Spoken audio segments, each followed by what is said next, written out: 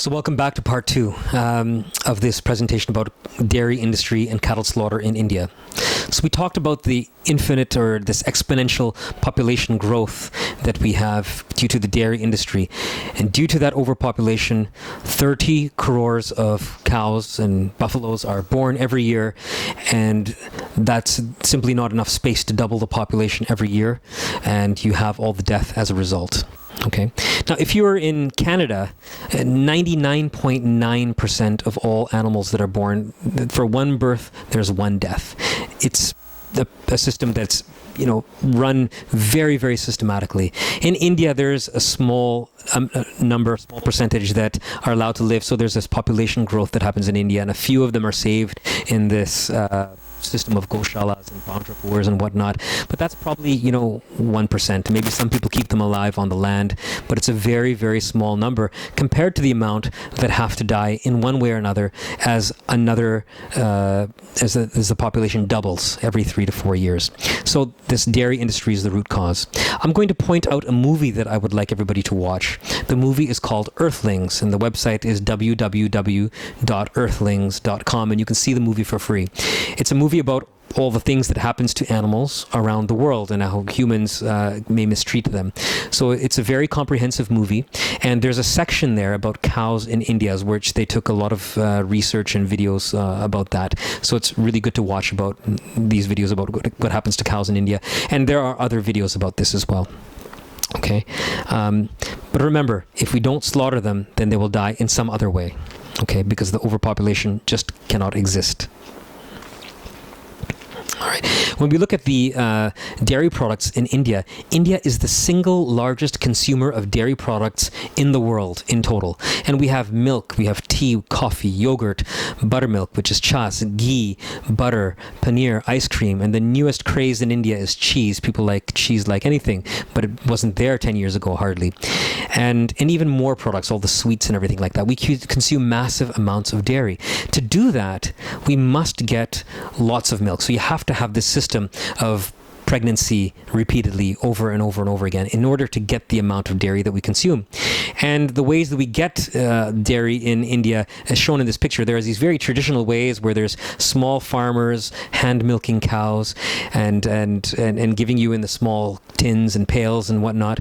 And you have modern industry where the cows are continually connected to these machines and milked all the time, multiple times during the day, and processed in modern factories and packaged in Tetra Paks and plastic bottles and bags and all these kind of things. That's the other way. Those cows, we have no idea. They're all coming from big farms, and we have no idea what's happening to the cows. In terms of the consumers, don't know what's happening. But really, if we study what's happening, we do know that the number cannot continue to increase, year to year and year to year. There has to be some death to match the population birth rate. Okay, and that's what's happening. And we have all this advertising in the modern world of dairy of India. So there's a traditional and modern way of business of dairy in India. Okay, and this modern methods includes more and more factory farming. So with this factory farming, in a small space, they have thousands of cows, and they have very, very high production and different breeds, and using milking machines and all these kind of things, and they keep thousands of animals together. And again, there's a yearly pregnancy. They're very perfect to make every cow pregnant every year. And then as they, if they get 50% of the births will be males, there's no need for them. They're going to be slaughtered. And within every 2 years, you will double the population of females, right? So the mother will be replaced. She will be slaughtered. The baby will be used in her place approximately every 3 years. And this is just like what they do in the Western countries. And these are all the, milk coming in all these bags and whatnot. In the goshalas in the cities, when I talked about the one that's in Mulund in Bombay, there's 120 population of cattle there and a few buffaloes. And again, they are kept in confined spaces. They are tied all by the neck, and they're tied or chained, and there's only about 3 feet or 1 meter of that, and they can't move. They can sort of sit and stand, and they can barely stand and let their head go up, but they never get to go outside in these goshalas or these factory farms. They never get to see the sun or breathe the fresh air or walk walk on the ground or roam around or anything like that. They're only in that one spot for their entire life until they are slaughtered. So it's the most cruel process in these cities and in these massive factory farms. Okay. And these unknown cows that we get these the milk products from. Okay. So let's look at another angle. Let's look at the environment and take a look at some numbers about that. How many tigers are there on the earth? How many elephants? How many mice or rats are there on the earth? And then how many humans and how many cattle? So when it comes to tigers, there's a few hundred, maybe 1,000 tigers worldwide left in the wild. Almost all of them are killed. And there are only maybe 100,000, 200,000 elephants worldwide. In India, there's only about 20 to 30,000 estimated right now in about 2014, last year's statistics. There's only a few million mice worldwide. There's not that many. But humans, there are 7 billion. More than 7 billion, and the population is growing.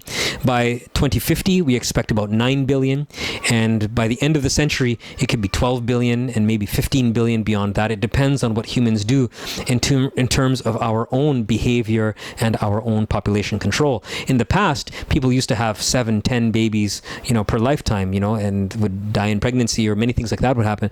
And nowadays, people are having purposely less babies, but still, the number is not just at replacement. We're still above replacement. When we look at the cattle, cows and buffaloes, there are over 1 billion worldwide.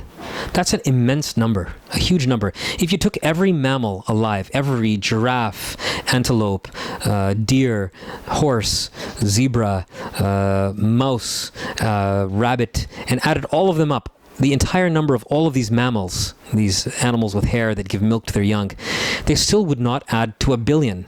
The population of cattle is that much out of control. It's that huge that even all these animals combined, you cannot add up to the number of cattle that there are. It's a huge population. It's completely out of balance with the number of any kind of natural animal that would exist on Earth. And because we are expanding the population of cattle for the purpose of milk and for the purpose of meat in different countries, it takes up all the land. And therefore, all of these other animals and all these jungles are cleared. And it basically helps kill off all the other animals, mainly because of their habitat destruction. We take over their habitat with these animals. There's a great United Nations document called Livestock's Long Shadow. You can go to Google and search for this 2006 document and other more modern United Nations documents and documents from many universities around the world and who do research on this, which shows that animal agriculture in total, that means cows, buffaloes, chickens, pigs, everything like that, if you add up the environmental impact and how much land it takes to grow these animals, it's the number one land use of all industries by humans, and it takes up 1/3 of the non-frozen surface of the land, and is the biggest cause of environmental destruction worldwide. Simply put, if you are feeding somebody, if you feed me 10 kilograms of protein over, let's say, months or a year, it doesn't mean that my weight is going to increase by 10 kilograms, or even if a child is growing, for every kilogram of feed you give or protein that the child eats, they're all going to put on maybe 100 grams of body weight, and over time they will increase from child to adult size. Every gram is not converted into a gram of flesh. It takes about 6, 10, 15 grams, depending on the animal, the situation, and how they're grown, and what they're given, to grade 1 kilogram back of flesh. There's this inefficiency. You have to give this much feed. You have to give a lot of feed in order to get a very small amount of flesh. When it comes to milk products, it takes about 4 kilograms of protein to get back 1 kilogram of protein in terms of dairy. So to grow all this food to feed this animal takes a lot of water, takes a lot of land to grow that 4 kilograms of protein to get 1 kilogram back in the form of milk. And it's even worse ratio, as I mentioned, for meat. Okay, so we take up a lot more land. So feeding a meat eater takes this much land, a vegetarian takes this much land, and to feed somebody who eats only plant-based food takes the smallest amount of land. All right. Same thing with water. Animal agriculture takes up the largest amount of water on Earth than any other industry. It's the second largest cause of climate change and the first biggest cause of worldwide deforestation and habitat lost and wetland lost. Okay, there's excellent resources about this, as I mentioned, through the United Nations. Great movie called Cowspiracy. And I'm going to put links to these things in the YouTube channel when I post these videos, and there'll be links to all of these documents and studies as well so that you can see them. A great video by Dr. Richard Oppenheimer as well. And he does a lot of research on this and makes a great video about it. Okay. Cattle are not a natural animal. Okay, cattle were invented, cows and the domesticated buffalo were invented by humans. About 10,000 years ago, there was, for millions of years, hundreds of thousands of years, there was an animal called the auroch. Okay, this auroch was an original animal. It was a wild animal. It lived in the jungles and roamed in Europe and Asia and Middle East and whatnot. And people in Africa, North Africa, Middle East, about 10,000 years ago, they rounded up some of these and started domesticating them, started breeding them for specific purposes, for meat and for other purposes. And eventually they bred them to become cattle and cows, okay? But originally cows didn't exist before that.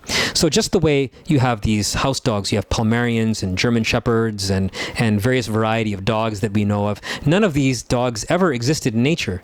There were some wild dogs. People took them and bred them for certain characteristics and created all kinds of breeds of dogs, some very small and tiny like the Chihuahua or very big. And all of these dogs, none of them ever existed in the natural world. They were created by humans through breeding for various purposes, and we breed them for the characteristics we want, and we get these different shapes and sizes and characteristics of dogs. The same thing is with cattle. The same thing is with the domesticated pigs and chickens and house cats and sheep and many animals that we breed only for our human purposes. They are not the same as the natural animals that ever existed. The auroch became extinct about 400 years ago because the auroch lived in these kind of lands and eat certain kinds of foods. But we wanted that same food and we wanted that same land for our cattle, for our cows and everybody. So there's a competition. Who gets the food? So humans killed off the auroch, which was the original natural animal, and we are left with the domesticated animal, which is these breeds of cows that we now have. But before that, these cows never existed prior to 10,000 years. Okay? So it's not a natural animal. Now, I'm not saying that because it's not a natural original animal from nature that we should not have this animal. Of course, now it's with us, it's part of our extended family of animals, and we have to respect them and care for them. But we should bring their population in line with the animals of the natural world. Okay, because if we allow them to exceed this population so much by having 1 billion of them, and we cut down all these forests, we're killing everything in nature in order to have farmed animals, which are so many on this earth. And then we're also killing these animals because we breed them every year, and then we have such a killing of these animals as well. So we're at this huge population growth, and at the same time, we breed them, double their population, killing them so many times, and killing all other natural animals through habitat loss. So the idea is to keep these animals at a small number that can be sustainable. Okay? Let's talk about another angle, and that is health. Now, when we talk about health, people in India automatically start talking about Ayurveda, and they talk about ghee and butter and milk, and that Ayurveda says you must have these things in order to be healthy, and you cannot live without these things. It has such a high value for these animal products. Okay, even says ghee lubricates your joints. Well, science may differ from that, but let's think about why Ayurveda has this huge love and reverence for milk products. For thousands of years, and even in the last 50 years, and even today, for thousands of years and even until the last 50 years, what did most people die from? What is the biggest cause of death for human beings? What is the biggest cause of death? Okay? And even still, some people die today this way. And that is starvation. People died due to lack of food. They did not have enough protein, they did not have enough calories, and even other nutrients. People died from starvation. And in the starvation time, people are very thin, very malnourished. I've seen people like this in different parts of the world. In India, I used to see them all the time as a child. Now I don't see so many people who are starving and malnourished like that in this day and age. But Also, when you are starving, you may die of hunger, but you may also die of an infection because your immune system is essentially not working. If you have hardly any protein and calories and you're not intaking anything, your immune system basically shuts down. It stops working. It might work at 5%. And any kind of small infection, if you get a cold, what we call sardi, or a small diarrhea or any virus, it can kill you. You get a fever and you can die. And even nowadays, most of the time people get a fever, they get really scared because there's this tradition of fear that we have a fever. Now, most of the time, 99% of the time, it's nothing. It's just a cold. We get better. But there's quite a bit of fear about fever because in the old days, you get a fever, you can die. That's what happened with most people because they didn't have enough calories. They didn't have enough nutrients.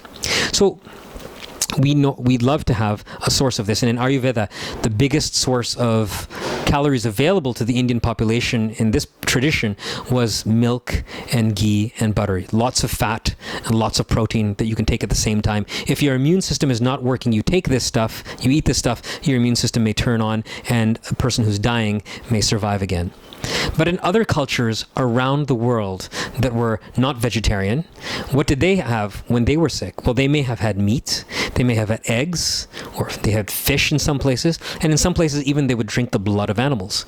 So when they were sick, the traditional medicine people in those places would say, you have to eat meat or milk or fish or blood or whatever in those places. Because that's the most concentrated source of protein and most concentrated source of calories that was available to people around the world. So just the way Ayurveda says that these things are important for us, milk and milk products, the same way these traditional places of around the world will give the same value to meat.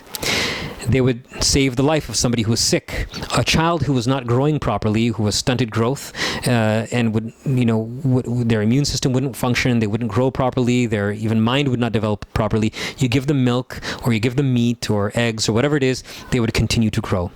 Now, in certain parts of China and certain parts of Asia, they had available soya beans, and they would make tofu and soya milk, and they would give that a huge amount of value and a huge amount of reverence. And why? Because there's a huge amount of protein and calories in this soya bean. If you give it to a sick person, they will survive. If you give it to a person who is starving, they will put on weight, and a child will grow and their mind will develop. So they have this huge reverence for the soya bean. So we have all these soy products here. You see this book here, Chicken Soup for the Soul, because people believed if you get sick, give them chicken soup. But what do people die of today around the world, especially the Western world, and especially in India? What do most Indian people die of now? They're not dying of starvation. They're not dying of just the cold virus and then they die. That's not what's happening. Now, people get heart attacks, strokes, diabetes, cancers, especially cancer of the breast, prostate, and lung.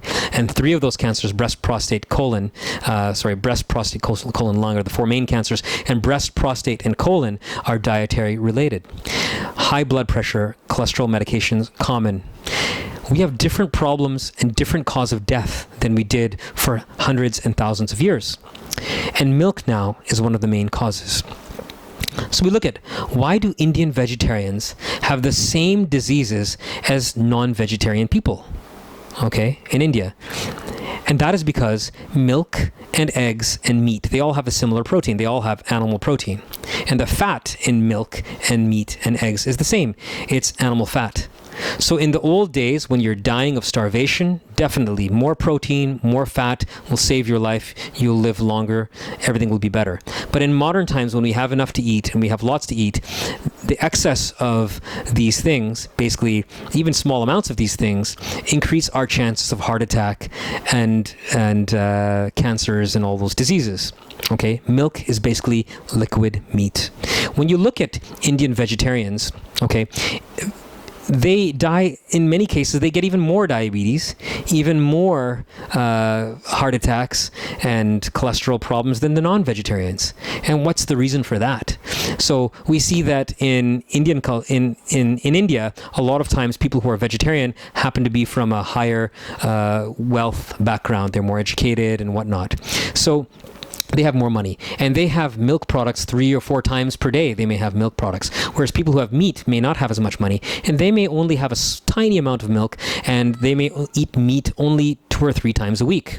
So their net consumption of animal products is much lower than the vegetarian. They have a very small consumption of animal products compared to the vegetarians. Therefore, they have less diabetes and less heart attacks compared to the other vegetarians. Milk is liquid meat when it comes to our health effects, okay? So it saves you if you are starving, but it's bad for you when in our current lifestyle, when we don't have starvation problems, we have these other problems, okay? Now, in the West, vegetarians, their meat eaters have, let's say, a certain amount of dairy and they have a certain amount of meat. If they become vegetarian, they have the same amount of dairy, not a higher amount, because vegetarians in the Western countries are basically not any richer or poorer than the non-vegetarians. So you have people just eliminating the meat but having the same amount of dairy products. So the net consumption of animal products has been reduced if you become vegetarian in the West. So Western vegetarians have a longer lifespan, less cancer, less heart attacks as compared to the meat-eating counterparts. But in the East, the vegetarians may actually have higher animal protein and animal fat consumption. Let's look at another thing. Humans are the only animal that drinks the milk of another animal. Okay? Giraffe only drinks giraffe and milk, and dogs only dog milk, and elephants only elephant milk, cows only cow milk, and so forth. All mammals drink the milk of their mother. If it was normal for humans to drink the milk of an animal, they wouldn't have to hand milk another animal. They would just probably go up to any cow or camel or anybody they want to give milk and start, sucking just like the baby of that animal. But of course, humans don't do that. We tie these animals up. We have all kinds of systems to get them pregnant, and then we take the milk. Animals don't give milk. We take the milk. We don't speak of that the right way. Okay? If it was natural for a human to drink the milk of another animal, then a newborn human baby, a baby that was just born today, could automatically drink the milk of a cow or a sheep or a camel or a buffalo or anything like that. But what would happen if we gave this newborn baby the milk of another animal? That baby will die. It cannot survive. It will get imbalance of the right fats and proteins compared to what it needs. The only milk that this baby can drink, a human baby, is that of a human. That's the only milk that this human baby can drink. Okay, we can take soy milk or milk of a cow or something and process it so that it becomes in the same way as human milk, the right proportion of fat, protein, and the right types of fat and protein and fluid and salts and all those things, and then use that, but not the automatic, milk of any other animal. Okay, so that's showing, and only after the baby gets a little bit bigger can it drink the milk of another animal. Let's say it's after 9 months or a year, but otherwise we can cause kidney damage or basically kill the baby. Okay. Now, somatic cell count. In every drop of milk from any animal, there's always some blood. Okay, white blood cells mostly, some red blood cells, and some skin cells. Now, you can look at Indian journals on dairy production, and you find lots of information about this. Western journals, everybody knows about this in the scientific field. It's normal. It's normal for blood cells to be in milk. And what happens is that if somebody's a baby and they drink milk from the mother, they get some immune system cells. So the human will drink human milk and get some human immune cells will go into the intestines and stomach and help give some protection to the baby. Okay? But that's only meant for human blood cells to go to the human baby and give that protection, not the cow's blood cells or anybody else. So when we drink the milk of another animal, we are actually drinking a small amount of blood. Now, the blood is about approximately 100,000 cells per ml. So that's microscopic. You can't see it, but it's there. Only under the microscope you can see these blood cells that they're automatically there. And if it's high quality milk, then there's less than 100,000. If it's low quality, there's more than 100,000. And when there's infection of the udder, of the milk parts of the animal, and we see that a lot in India because they're living in, dirty situations. There's a lot of dirt, hygiene problems, a lot of infections of the cow udder, and then you get 300,000 cells, 400,000 cells per ml of milk. And so we're always drinking a little bit of blood from the animal, which is not meant for us. It's only meant for the baby of the animal. And if there's an infection of there, then it's not good. If doing hand milking, there's actually a higher quantity of blood cells compared to machine milking. But it doesn't matter which method we use, there's always going to be some blood that's there. Okay. So let's talk about solutions. What can we do? Okay. If you talk to people in Canada 20 years ago and say, hey, you should go vegetarian, you should stop eating this chicken and beef and pigs and all these other animals that you're eating, they'll be very surprised and they won't even hear the word vegetarian. They will think that it's a very, very strange concept. But now there's lots of vegetarians in USA and Canada, and the number is increasing all the time. Lots of more vegetarians. Similarly, the word vegan means pure vegetarian. No animal products are used whatsoever. And if in India you talk to people about stopping the use of all animal products, like not wearing leather for chappals or not using milk or something, it'll be a very surprising concept. But this is a concept that is now coming more and more amongst people around the entire world. Okay, so if there's what can we eat instead of using any animals for our meat or chicken or eggs? What can we eat that will reduce our rates of cancer, reduce our heart disease and diseases, use less land and use less water, and even give us better or equal nutrition than milk? Okay?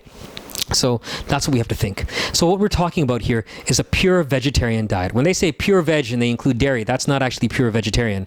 Most of those cows are being hurt and used by humans as slaves. Okay, this is a type of slavery. Okay, vegan means pure vegetarian, means no animal products, no flesh, no eggs, and no milk products. Okay, so what do we eat instead? So what we're talking about is a whole food, plant-based diet, a healthy, amazing whole food plant-based diet. Okay, vegan. Okay, now what are the four main vegan food groups? There's the family of kator, that means pulses or legumes. So there's all kinds of beans and lentils and dals and so many of that in that family. There's many different kinds. Okay, there's also nuts and seeds, which we can put into that category, or we can group them with grains as well. But walnuts and almonds and cashews and all those kind of nuts. All right, and seeds, sunflower seeds and sesame seeds and flax seeds and so many things. We can, that can fit into kind of either group. And there's also whole grains. So there's so many different kinds of grains. There's wheat, there's barley, there's oats, there's different kinds of rice and wild rice and all these kind of grains, okay, and quinoa and all those kind of things. There's fruits of so many kinds and vegetables. So those are the four main vegan food groups. And when we talk about a whole food vegan diet, we don't mean eating, oily and fried foods and all those things. That's not whole food. Oil is not a whole food. We're talking about, whole foods, in eating them in their entirety. When we have a whole grain flour and whole grain bread and those kind of things, that's what whole foods are, okay? So where do I get my protein? Everybody in India right now is looking at these movie stars. They're all these bodybuilders and everybody is crazy about this stuff. So who do we have here? We have a gorilla that is, these gorillas are 10 times, 20 times, 30 times as strong as a human. They eat only plants. That's all they ever eat. Okay, so many animals. The elephant, same thing. This man over here, Patrick Bahumian, he's from Germany, and he is currently the world's strongest man. He broke the record in, I think, 2013. He broke the record lifting the heaviest weight that any human has ever lifted and carrying it 10 meters within 60 seconds. Okay, he broke the world record. That was in Toronto. And he's a super strong guy, lifting, I think it was 520 kilograms, even a little bit more than that. And to do this, he's completely vegan. That means pure vegetarian. He actually has his master's degree. He's a very educated guy. And he says, why would I do this? Just lifting some dumb weights, for entertainment of people. If I'm such an educated person, I can get any job, in my field.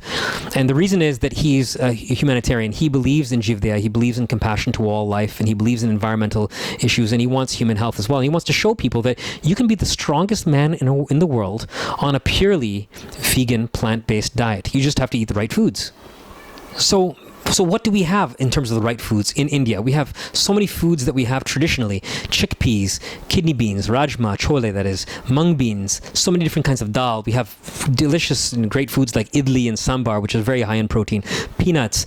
Then there's also seeds, things that we are not so used to. There's hemp seeds and quinoa, which are now starting to make their way into India, but are very high protein foods. Eating whole grains. So if you have whole grain flour, that has 10% protein by weight as well. So that's really good for us. And then we have these things like these Nutrella, soy wada, these vegetable soy protein nuggets that you can use. And then a new thing for India is soybeans. People are, when they're making the flour for their rotis, they're putting 1/5 or 1/4 soybeans and grinding that in there to increase the protein. So soybeans are a special topic that I actually want to talk about. Because in India, everybody is addicted to drinking milk. Everybody loves to have milk, and we're so habituated to having milk. Well, soybeans, you can actually make soy milk. And the amazing thing about soy is that soy has the highest protein of any type of pulse. It has the highest amount of protein, and it has a lot of energy as well. There's different varieties of soybeans. Some have more fat, some have more protein, but they all have very high protein, really, and they all have different tastes and flavors as well. Soy is one of the most researched foods on the entire planet. The reason is that so many people in these Asian countries, in China and Taiwan and Korea and other Asian countries, Thailand, you name it, they're drinking and eating a lot of soy.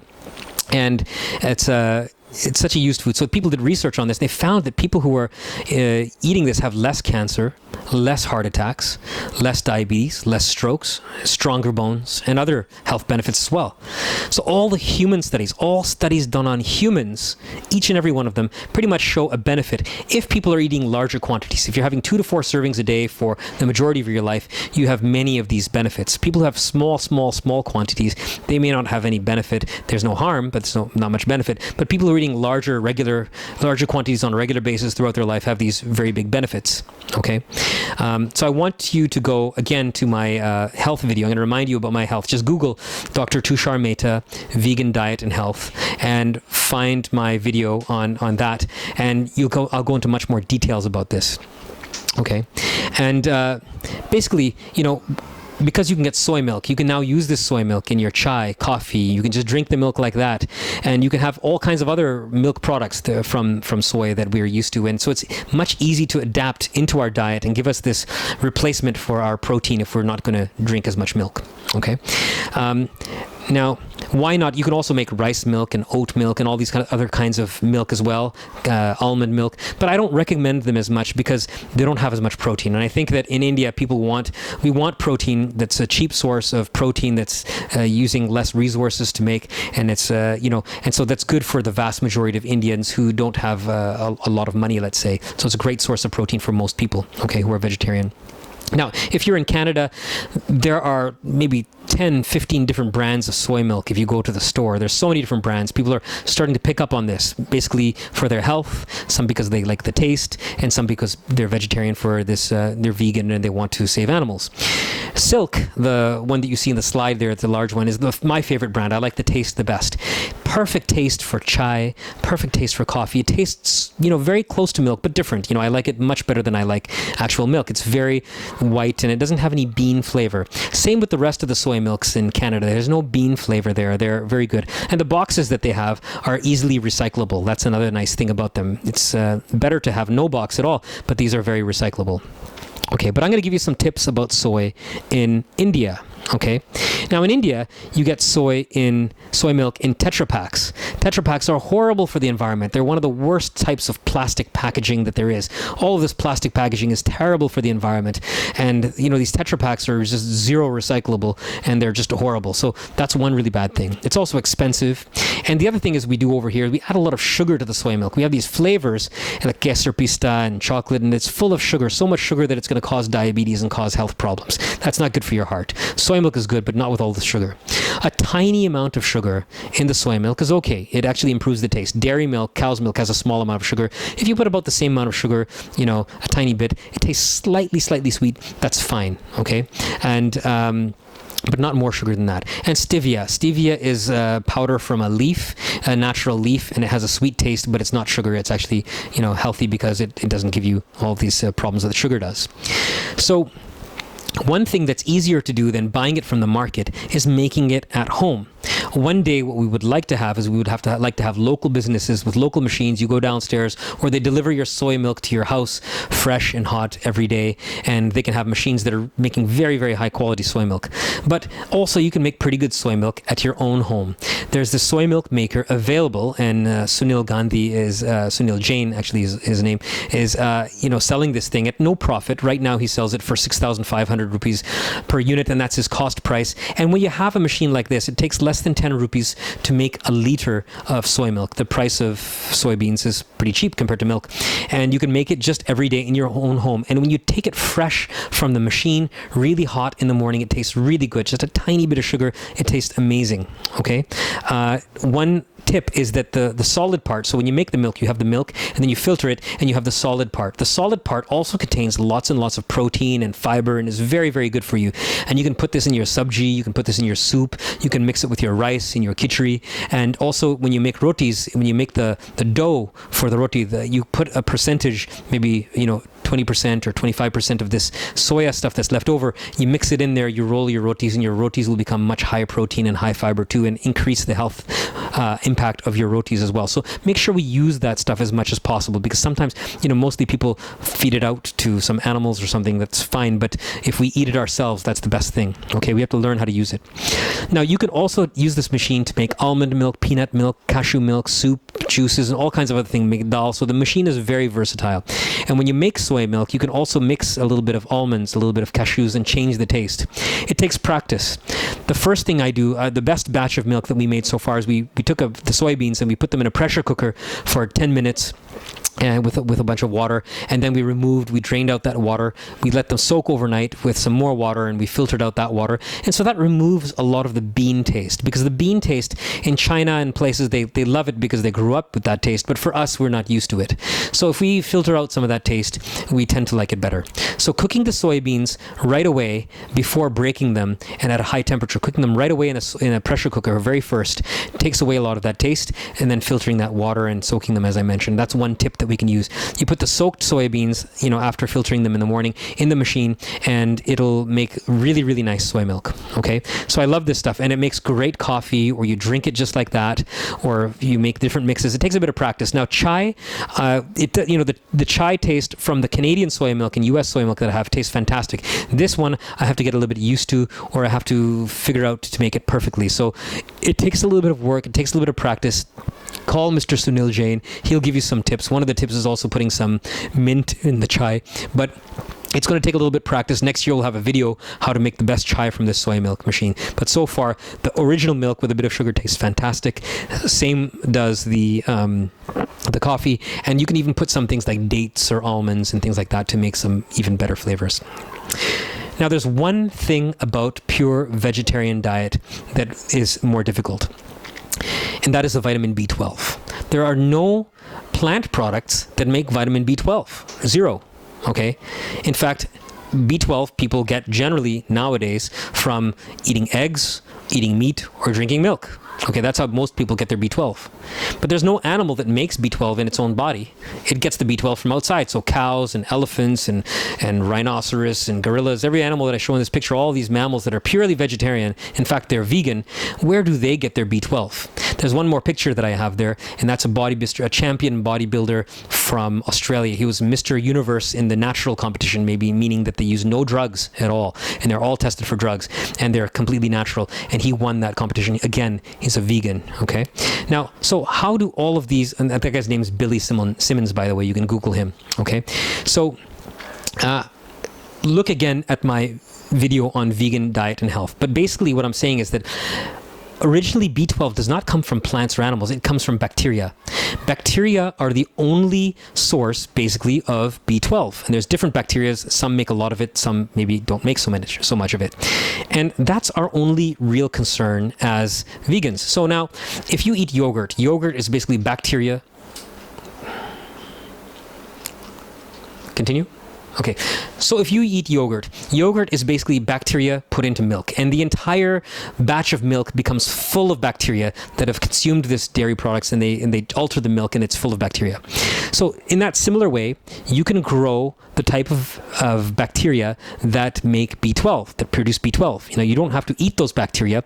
You grow the bacteria. We do that in these sort of factories where they just like when they make yogurt, but they filter the water and they evaporate they evaporate the water, and what's left over is the B12. The vitamin B12 is left over. And from that, you can make vitamin B12 supplements. They can add that to food. So in Canada and US and these places, they add the vitamin B12 to the soya milk and everything like that. In India, they do the same thing. Okay. We only need very little.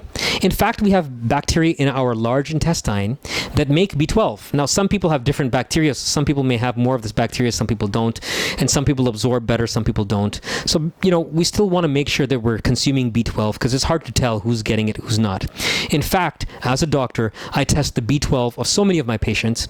And many people, if they're vegan or vegetarian, or a lot of the people who are eating meat and eggs and dairy, they still have low B12. So a lot of people have low B12, and many people have to take B12 anyways. And doctors are giving injections all the time of B12. Well, doctors somehow have it in their mind that you have to give injection, but you don't need to give injections. Injections are not necessary.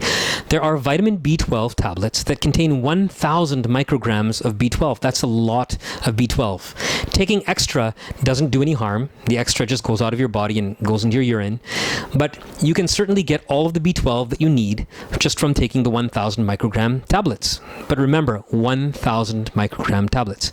Now, if you just take this tablet, 1/4 of this tablet, 2 times a week, 3 times a week, you're going to get plenty of B12. That's more than enough B12 for you. In fact, that's enough B12 for the whole family. All you have to do is take 1/4 of a tablet, crumble it and put it in the food, and the entire family can get enough B12 if you just do that 3 times a week for 3 different meals, okay, on 3 separate days. Myself, I remember to take my B12 tablet maybe once a month, but I check my B12 once every year, or once every 3 years I check it, and my B12 is fine. As a vegan, no problem. So most of us will be fine, because I get B12 from the soy milk that I drink. It has maybe 1 or 2 micrograms per glass, and I drink maybe 3 glasses a day, 4 glasses a day. That's fine, right? But for most people, I will recommend taking the B12 supplement. In India, it's a little bit more expensive. You can get the 1,000 microgram tablets. It's about 7 rupees per tablet, 70 rupees per 10. In Canada, it's 1/10 of that price. It's like 1 rupee per tablet. And in India, it's going to get cheap too. We're going to see about, as more and more people learn that, we need B12, including all the people who are eating meat and drinking milk, they still have low B12, many of them. This tablet is going to get very cheap, okay? Because the raw material is so cheap, all right? And so that's the main thing.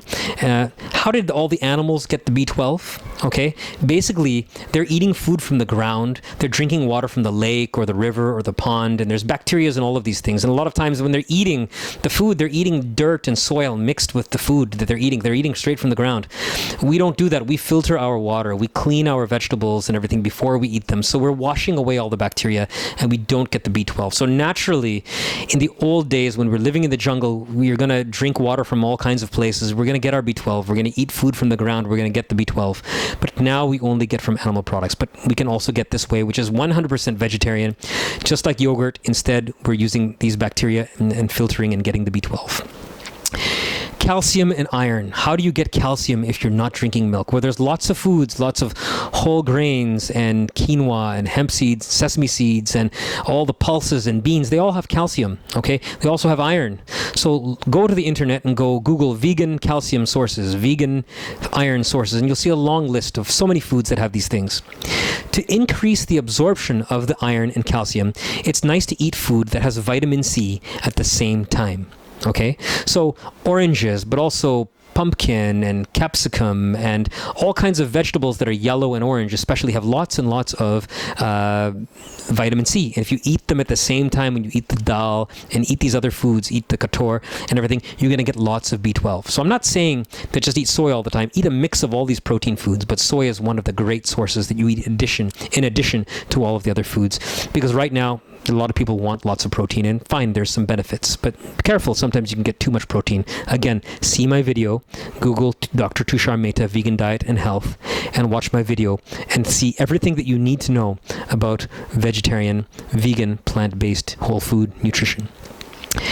Now, going on the internet, you will see 100 different websites saying that soy is bad for you. It ruins your thyroid. It has estrogen.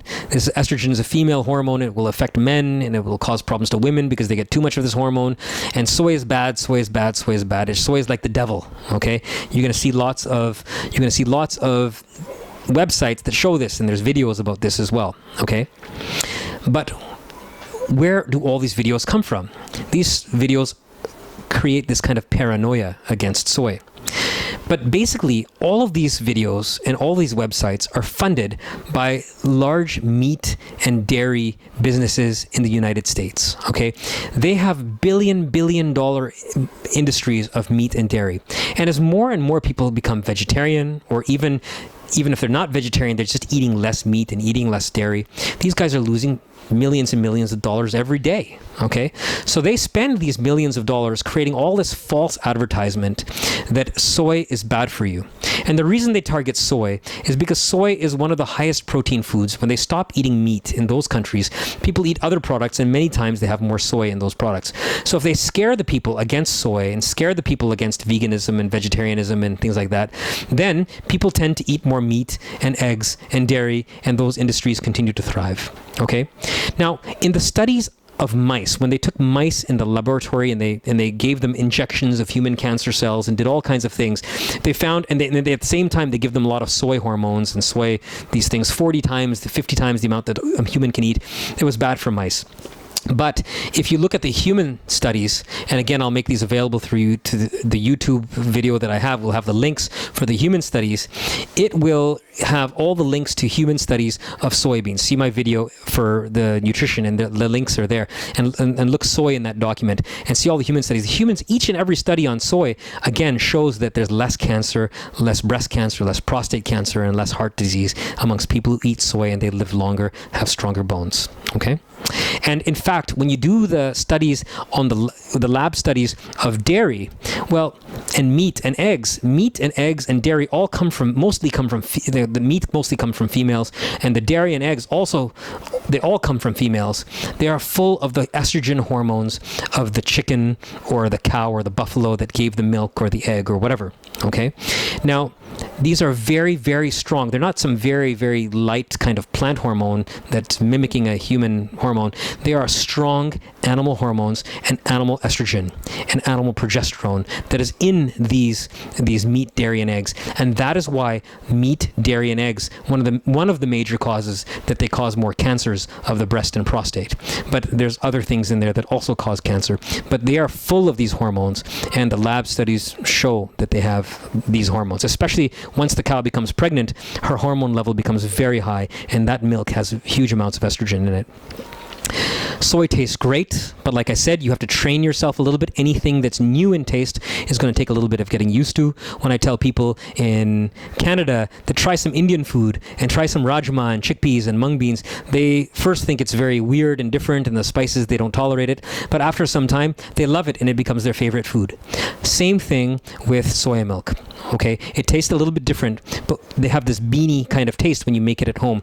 But pretty soon, like people in China and Taiwan and all these places, we tend to love that taste. Okay, if you get the soy milk, when we get the systems that we have in North America, we'll make pure soy milk that doesn't have that flavor. But until now, you will like that flavor, I guarantee it. Okay? But you have to try it a few times, tiny bit of sugar, and remember that we're not living just for the taste, and suffering, for our taste, that so many millions and millions and really billions of animals have to suffer. Okay? We can live without making suffering and get used to a new taste, because we're human and we have that, higher level of consciousness that we can have compassion. All right. And we can increase our health. There's other soy foods. There's brilliant and beautiful soy ice cream, and tofu is the soy paneer we can use in our recipes. Great, so healthy. Soy coffee, as I mentioned, tea with the Western soy milk is better, but with the Indian soy milk, we're going to get used to it. We're going to find a way to make it just as good. And there's these soy chunks like Nutrella and all those things. Those things are a lot like meat. So people who are in India who are turning to vegetarian, getting used to vegetarianism, it's easy for them to use these things like Nutrella because it mimics the meat in their recipe. It gives them that something to chew on, and they can use that as they become vegetarian. Remember, it's 100% vegan. So again, there's less cancer, less diabetes, less heart attacks, all those health benefits, but you still get a super high protein. So great for all these kids who want to become bodybuilders and become like Amir Khan and all these guys. Okay? You can take the soy flour and use it in different recipes too, but better yet, you make the soy milk at home and take the leftover solids and put it into the rotis and things like that. Aside from, the meat and dairy, we also want to get away from using ghee. So we have the oil from flax seeds, arnsitel, right? Flaxseed oil. Tastes almost exactly like ghee. We can use it on our rotis, but the thing is, instead of causing cancer and heart disease, provides high amounts of plant omega-3s. These plant omega-3s are good for us, and we can use this on our roti. Okay, there's also canola oil, which is high in omega-3s, popular in Canada, just starting in India. Keep an eye for it because it's a very good oil, okay? And there's olive oil, which is also great, and there's also soybean oil, which is also great. You can get it in India very easily at a cheaper price is soybean oil. It's good for omega-3s and everything like that. Safflower oil, sunflower oil has more omega-6, too much omega-6. So we think that's not as good, not as healthy as the olive oil, canola oil, flax oil, soybean oil. We think they're the better ones, actually. So go for those oils that I mentioned there, less for the safflower, sunflower oils. We get vegan margarine in Canada. You don't get it in India yet, but we get these margarines in Canada. Now, for making margarine, it's a substitute for butter, okay? It's healthier than butter. But the thing is, if you have the hard margarine, they do hydrogenation. They hydrogenate to make it a harder substance. That's more mimicking the butter. But the hydrogenation is not good for us. It's not healthy. It ends up having the same effect for cancer and for heart disease as if you were eating actual butter. So what we want to do is have the soft, non-hydrogenated margarine. Not so much available in India yet, but it's starting. So look out for it, ask for it, and within a few years, we're going to get it, okay? Soft, non-hydrogenated margarine, okay? So remember, the quantity of oil in India, people in a family maybe eat 3 or 4 kilograms every month of oil. It doesn't matter if you're eating the healthiest oil, but if you're eating that much oil, it's not good for you. We have to have small quantities of oil and use the healthiest kinds, okay? But too much oil, too much fat is not good no matter what you use. So be careful about that. And when you fry, when you're frying your foods, when you use high temperatures to fry foods, your good oil turns into bad oil because there's chemical changes at high temperatures. And when you're frying things, then it turns into this hydrogenation process starts happening in your oil, and that's not good for you. Another oil to avoid is palm oil. Palm oil has a lot of saturated fats. Palm oil is in all kinds of products. Avoid palm oil, okay? And go for these healthier oils. So avoid products with palm oil. Sometimes maybe okay, but avoid it. It's bad for you, okay? Same with coconut oil. A little bit is okay, but it's high in saturated fats, just like palm oil. A little bit is okay, but when people start saying use lots of coconut, they're making a mistake. It's very high in saturated fat. Now, a lot of Ayurvedic doctors are starting to learn about this thing, about animal products having these effects. In the old days, it saved your life. In the new days, we get protein and calories from other sources. So they are starting to recommend pure veg and vegan diet. I know a lot of Ayurvedic doctors are doing it, but many are still very traditional. They don't know the newer science just yet. But they recommend soy, over dairy, and flax over ghee, and things like that. So it's starting now that these traditions in India are starting to keep the tradition, but go one step ahead. Okay. Remember also, eat low fat, like I said, not a lot of sugar, not a lot of refined carbohydrates, like things with white flour and all these, Maggi noodles and too much of that stuff, high amounts of salt. It's not good. Again, see my video about plant diet and health. I go over all this stuff in detail. Lots of fruits and vegetables are good for you. Do not overcook your vegetables. Eat like raw vegetables, or also have them kachapaka, semi-cooked, because you get a lot more of the vegetables and the vitamins and fiber that way. Whole grains are good, but don't eat too much. We're not farmers, most of us. We're sitting and working in the office. If you eat 10 rotis every day or at a meal, you're going to get fat. That's not good. You maybe only need 2. So keep your carbohydrate, your calorie intake limited. Whole grains are good, but just don't overeat. Legumes are good. Nuts are good, and seeds are good. Okay. Lentils, like I said, soy, all of these things are excellent for you, but eat in the proportion about the calorie intake that you need as a human being. Now, here's a big question. Everybody says, whoa, if we become pure vegetarian and we stop eating any animal products, what's going to happen to all the cows and buffaloes? Will they disappear from the earth? And the answer to that is no. Okay.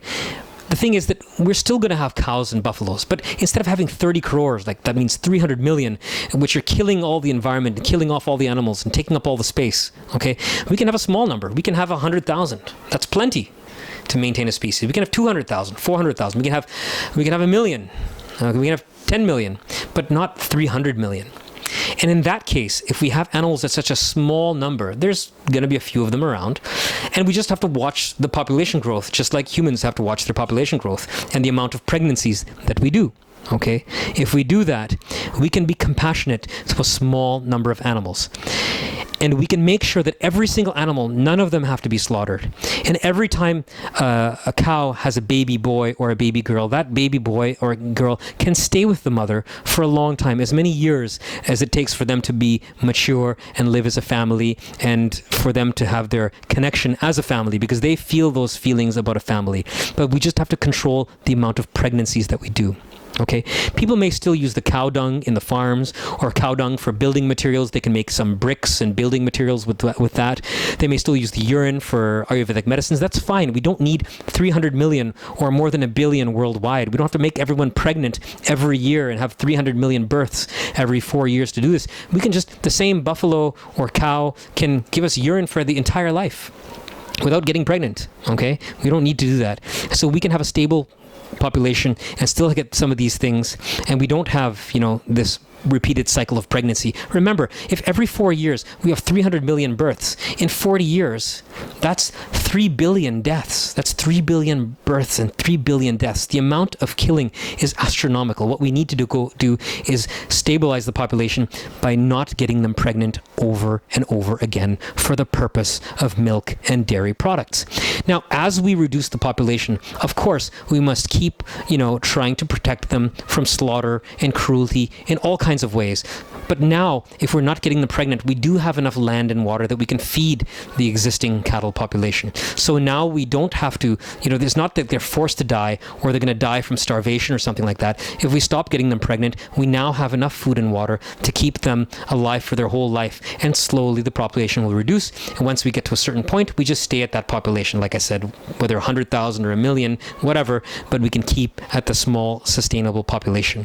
No problem, okay? And all the other animals can repopulate. We can have elephants coming back in forests, and tigers and giraffes, and all the forests that have been taken over. We can let them grow back, many of them, and allow natural animals to live also in balance with the animals like cows and buffaloes that are domesticated. They can all exist peacefully together. That is our goal, not to eliminate the species from the earth. That is not our goal, okay?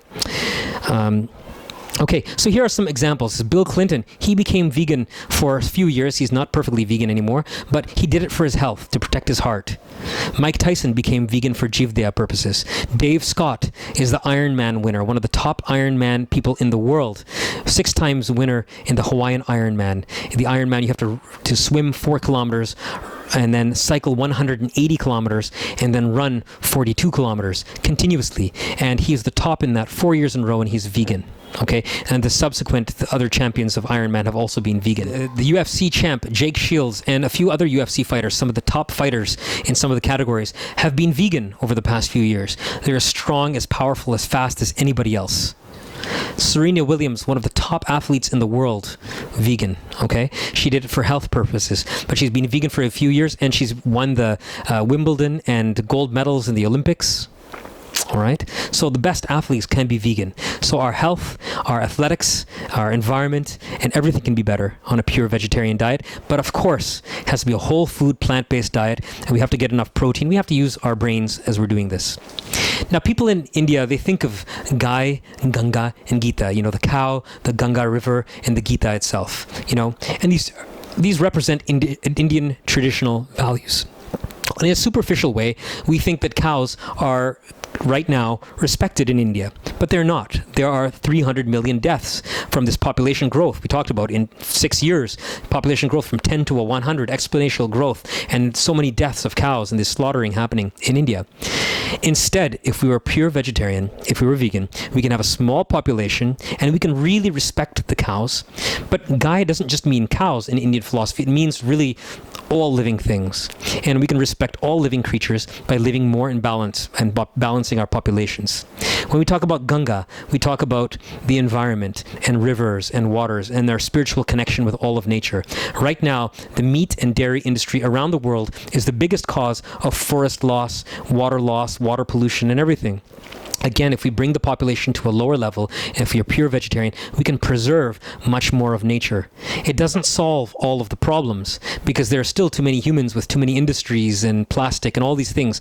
But this is one of the big problems. We have to also stop the other problems too, as we respect nature. And last is Gita, our reverence for philosophy, science, spirituality, and thinking, and open-mindedness. Okay, this reflects our mental spirituality and thinking, and respect for every religion. And, this, again, pure vegetarian diet. We see people like Mahatma Gandhi, he was vegetarian, and Einstein, he became vegetarian. They didn't know so much about the whole dairy industry in that time, but in this day and age, they would understand. And modern philosophers do. When we look at every religion on our earth, the picture that I have in the bottom left there is a picture from the Garden of Eden. Islam, Christianity, and Judaism, they all believe, all of their beliefs start with God who created the Garden of Eden. That was the first thing that God created, was earth and the Garden of Eden. In the Garden of Eden, everybody was vegetarian. Everybody was vegan. Even the animals, they were vegetarian. No animal ate another animal, and no human ate an animal. And everybody lived perfectly in balance with each other. And this was God's most highest plan and most highest value. And then people sort of made some mistakes, and they got out of that situation, and there was violence and all kinds of things that happened in the earth since then. But the highest value that was in those religions started in that point in the Garden of Eden. So we see that compassion for all life is there in every religion, okay? And even our most modern and best philosophers like Gandhi, Einstein, and so many current philosophers who are alive today also see this, and they're also vegetarian and vegan, and they believe in compassion for life, environment, and health. So we can definitely do this, okay, and respect the truest values of India, Gaya, Ganga, and Gita, by having this kind of a diet and living in balance. So the biggest summary of the whole entire talk is that we have this exponential growth in cattle population. As I mentioned, within 6 cycles or 6 to 8 years, you go from population of 10 cows in dairy production to 100, 45 bulls, 45, females. And we have this death from all causes, not just slaughter, but they will die, if not slaughtered, they will die through starvation or drought or illness or abandonment and eating plastic, because there's not enough space for all of them. Okay, and if you go to a place like Kutch, for 500 rupees, they're selling off these extra animals that nobody knows what to do with, simply for the dairy industry. About 300 million will die every 3 to 4 years, with the current rates of making them all pregnant every 1 to 2 years. You will double the population, and there's not enough space. 1 birth roughly means 1 death. Okay, the vegan diet is a solution. We have so many great plant-based foods of our 4 vegan food groups. One of the big helpers is soy, which has such a super high protein, and we can love and use soy milk in all of our dishes, but also eating all the other great protein foods that we have. B12, one thing that we have to watch for. And see my video about vegan diet and health. We can increase our health, help the environment, okay? And cows and buffaloes can live in a smaller population, coexisting with humans and all other life forms in our environment, if we keep a small number. But that's through a plant-based diet, because we're not making them pregnant every single year. So I hope you've enjoyed. I hope you have learned something new, and we will all continue to learn together and think together and work together to protect animals and protect humans and improve our health and the environment and everything like that. Thank you very much, and I hope to see you in some future videos as well. And good luck to everybody out there.